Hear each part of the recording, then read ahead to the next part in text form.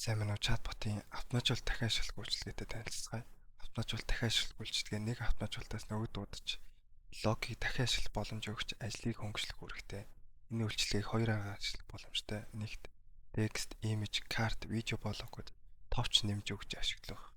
Хоёрт тохируулсан мессежийнхээ араас залгаж ашиглах боломжтой. Энэ бичлэгээр товчтой аргыг туршицгаая. За үүсгэсэн автоматжуулалтыг эхнээс нь тайлбарлаж өгье. Эхнийх нь хаяг байршлын мэдээлэл илгээдэг автоматжуулалт, хоёр дахь нь холбоо барих хувцас илгээдэг автоматжуулалт байна. Эхлээд хаяг байршлын автоматжуулалтыг орж харъя. Түлхүүр үг нь кириллээр болон латин үгээр хаяг гэж байгаа. Илгээгдэх мессежинд байршлын мэдээлэл байгаа. Буцаад автоматжуулалтын жагсаалт руу орж харцгаая. Холбоо барих автоматжуулалтын засах төвч дээр дарж орж харцгаая.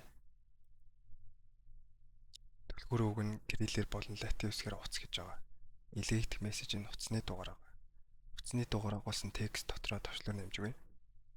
Дээр нь дараад текст блок дотроо товчлуур нэмээд товчлуурнда хаяг гэж нэр өгөөд энэ товчийг даруул гэсэн хэсгээс автоматжуулалт дахин ашиглах хэсгийг сонгож өгнө. За сонгоод өгсөн бол саяны нэмсэн товчлууртай автоматжуулалт дахин ашиглах хэсэг холбогдсон байгааг харж болно. За автоматжуулалт сонгох хэсэг дээр дараад таны үүсгэсэн автоматжуулалтын жагсаалт гарч ирнэ. Миний хувьд бол хаяг гэсэн автоматжуулалт байгаа. Дээр нь дарангууд явах мессеж нь баруун талд нь харагдана.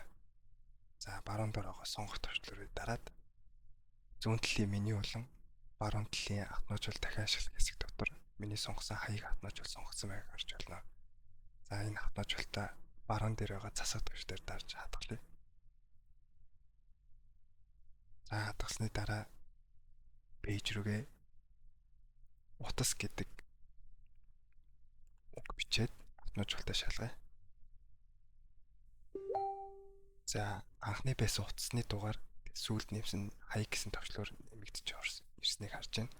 За хаяг дээр дарангууд түрүүний харсан хаяг автоматжуулалтын текст нэрнэ. За текст нэрчлээ. Ийм байдалтай автоматжуулалтаа дахин ашиглаж болно. Баярлалаа.